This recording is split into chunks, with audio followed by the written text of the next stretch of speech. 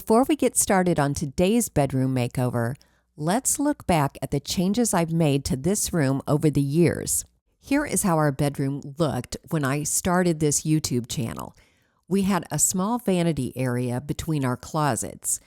In the main area, we had recently upgraded to a king-size bed, and as a result, we had to move the bed in front of a narrow window because that was the only place it would fit and still have room for 2 nightstands.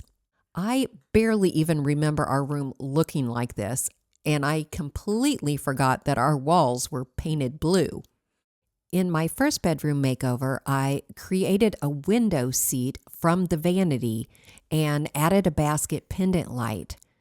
I painted our 1990s dresser and switched out the mirror.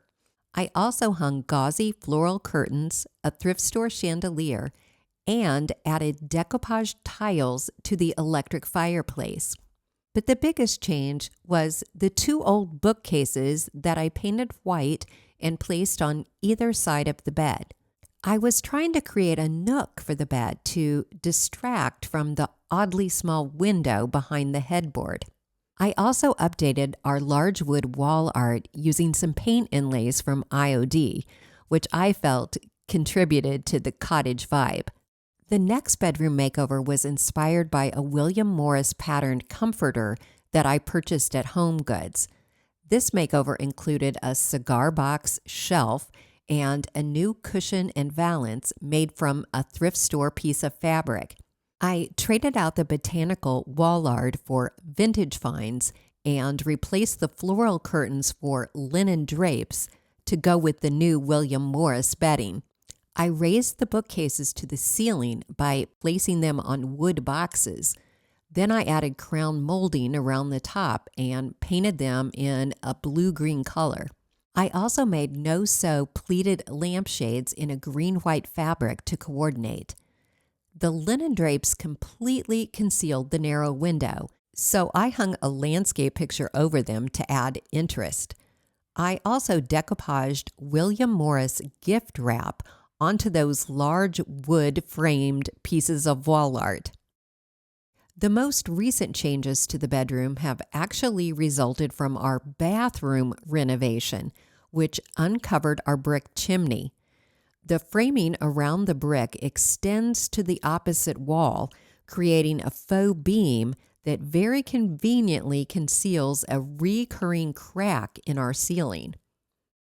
And today, I'm going to make a few changes to this bedroom that are going to take it to a whole different level. Having the narrow window behind our headboard has always bothered me, which is why I've tried hiding it with curtains. But I recently came up with a different idea for disguising the window that would appear like a permanent installation, but would actually be removable. I used sliders under all 9 legs of the king-size bed so that I could slide it out of the way by myself. Then I cleared out the area, removing the curtain brackets and emptying the bookcases. I even removed the shelves because I'm going to be repainting the bookcases. Since I'm going to be covering up the window, I've made sure to clean it before I did anything else. Then I used a tension rod to hang an old white curtain panel in the window. Since the curtain will only be seen from the outside, I didn't bother hemming it. I just cut off the bottom so that it would fit perfectly inside the window frame. I hung a curtain because I needed to remove the shutter because it stuck out too far for what I had planned. I called our good friend Kevin, who is a skilled carpenter, to ask his advice on this project, and he offered to come over and help me get started. And this installation will be much sturdier thanks to his help. So the plan is to create a wood headboard that extends about 3/4 of the height of the window between the bookcases. Then I'll build a long but short bookcase to cover the top 1/4 of the wall and join the 2 bookcases together. So we attached 2x4s into the studs to create a sturdy framework for the headboard. Then Kevin cut a large sheet of plywood to cover that space and attached it to the 2x4s. He also cut out a hole for the window sill, which stuck out farther than the rest of the window. Unfortunately, we needed a 5-inch wide strip of plywood to finish covering the headboard area, which I didn't have. So Kevin said he would cut it for me and bring it by the next day. So the next morning, I went ahead and got started working on the bookcases. I put up a little painter's tape to keep paint off the walls and floors and caulked in a few gaps. I chose a sage green this time. The previous color was also a shade of green, but in the light of my bedroom, it looked teal. I like using a small roller when painting furniture indoors. It doesn't splatter like a large roller or leave stroke marks like a paintbrush. Let me take a break for a minute and tell you about our new CopperFlex Pro mattress by Brooklyn Bedding. It arrived 2 months ago inside a cardboard box with handle cutouts, so it was really easy to carry upstairs. In fact, I thought I was going to put it on the bed all by myself, but I put it on upside down, so I had to get my husband's help. Edgar. When I was younger, I thought all mattresses were about the same. But now that I'm older and have osteoarthritis, I know what a difference a good quality mattress like Brooklyn Bedding can make. We chose the CopperFlex Pro Hybrid for its Glaciotex cooling cover and copper-infused memory foam designed to regulate heat for hot sleepers like my husband, and for its pressure-relieving quilt foam, which adapts to my body's shape, relieving pressure on my back and joints. One of the best things about Brooklyn Bedding is their mattresses are designed, assembled, and shipped from their Arizona factory, so shipping is free in the U.S. We have been sleeping on our Brooklyn Bedding mattress for 2 months now, and it is honestly the most comfortable mattress we have ever owned. I love it, and I think you will too. So if you could use a better night's sleep, click on the link in the description and use the code Canterbury Cottage to get 30% off your Brooklyn Bedding mattress. Oh, and all mattresses come with a 120-night sleep trial and a limited lifetime warranty. As I was painting, I kept looking at that little window and wondering if the stained glass window that I bought at a flea market recently would fit in that opening. So I grabbed it from the bathroom where it was hanging, and it was a perfect fit. Seriously, what are the chances? Before I attached it, I needed to lower the tension rod even with the bottom of the stained glass, which meant I needed to shorten the curtain so they wouldn't puddle in the windowsill. Glad I didn't bother hemming them. I also needed to make sure that the outside of the stained glass was really clean. The bottom of the stained glass window rested perfectly on the plywood, so I just attached it to the top window trim with a few brad nails. Then for a little extra hold, I caulked around all 4 sides. By this time, Kevin had dropped off the strip of plywood that now needed to be cut into 2 smaller pieces so that it didn't go directly across the stained glass window. Now that my original plan was out the window, pun intended, I needed a little time to think about how I was going to connect the 2 tall bookcases. I went ahead and covered the plywood with the paneling that I had picked up. I cut it into 3 smaller pieces because the one large piece of paneling was too heavy and awkward for me to work with. This created one bad seam that I filled with caulk to make it less noticeable. Then I painted the paneling to match the bookcases.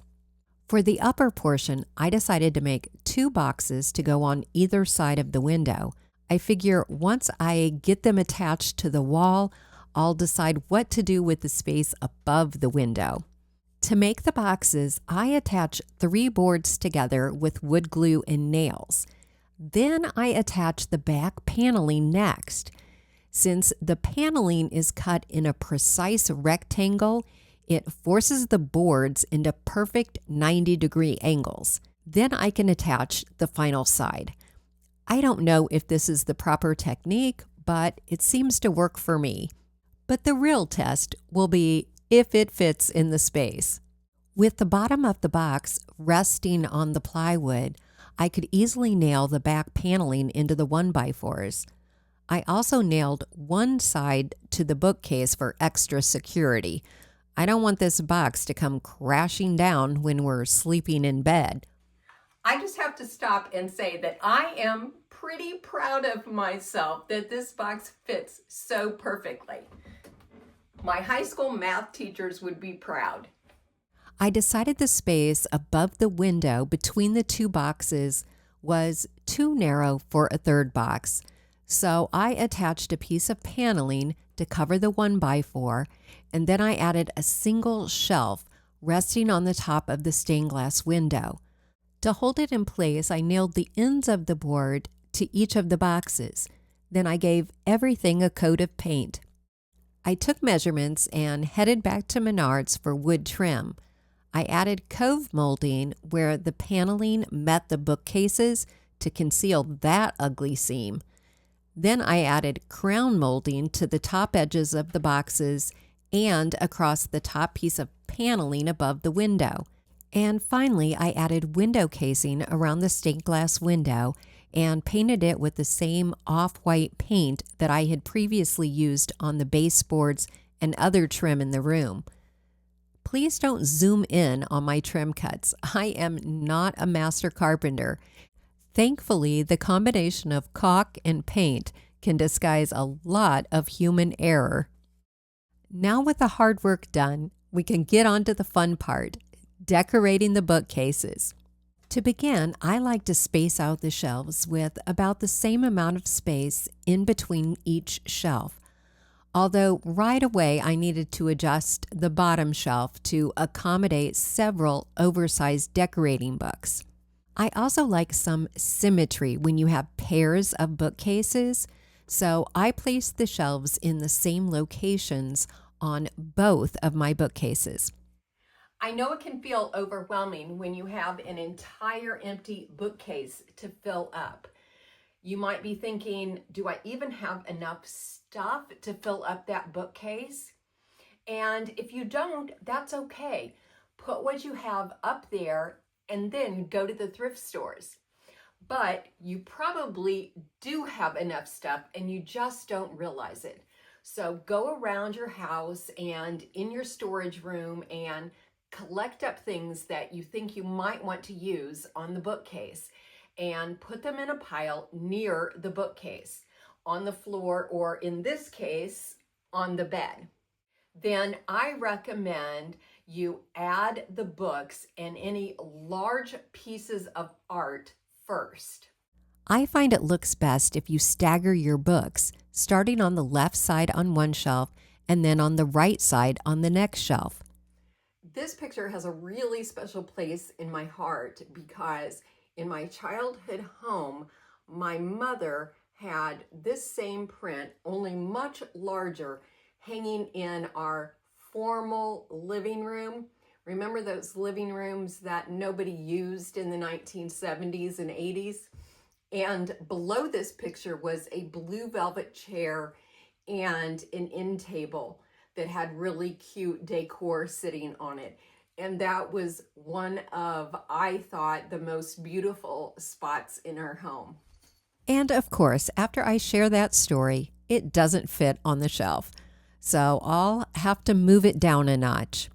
So I always start by pretty much evenly spacing out the shelves. And then as I'm decorating it, I adjust to make room for items that I definitely want to go on the shelf that aren't fitting.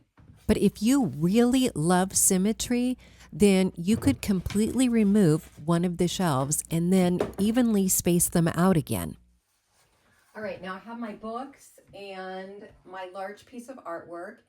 And so now I'm going to start filling in with the other items that I have And I'll probably start with the larger items and move down to the smaller items.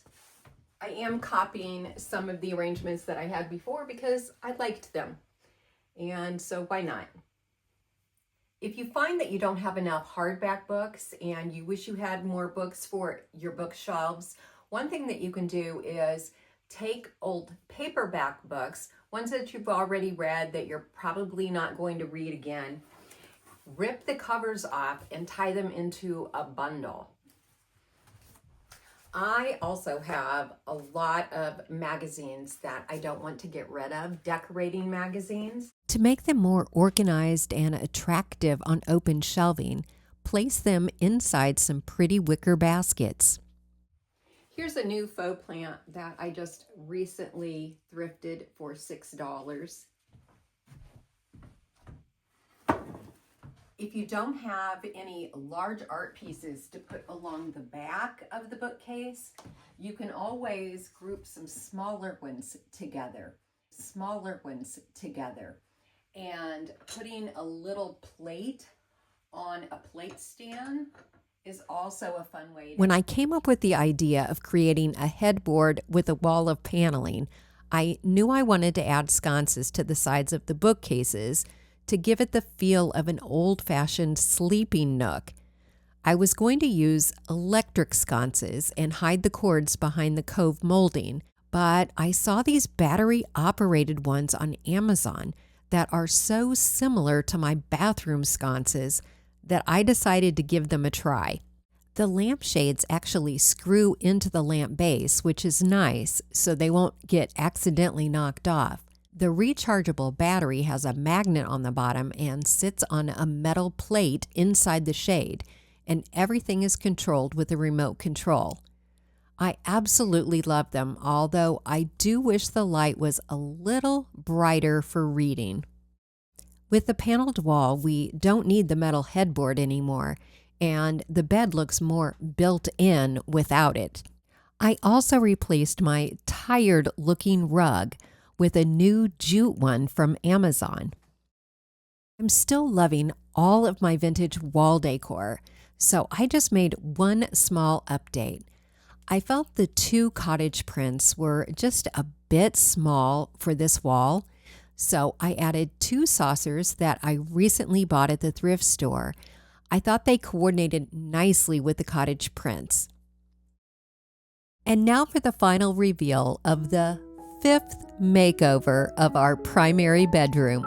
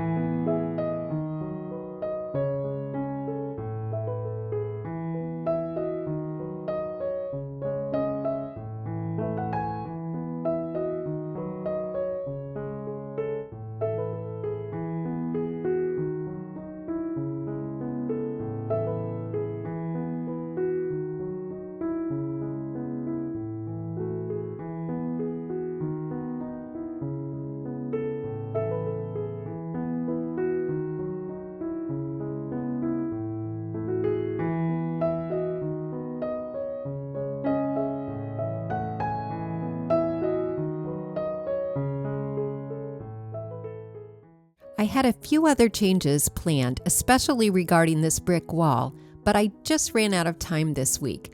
So make sure you're subscribed so you don't miss the final reveal in an upcoming video. And in case you missed the complete transformation of my son's old bedroom into a guest bedroom, I'll link that video here for you. Thanks so much for watching today. Hope to see you next week.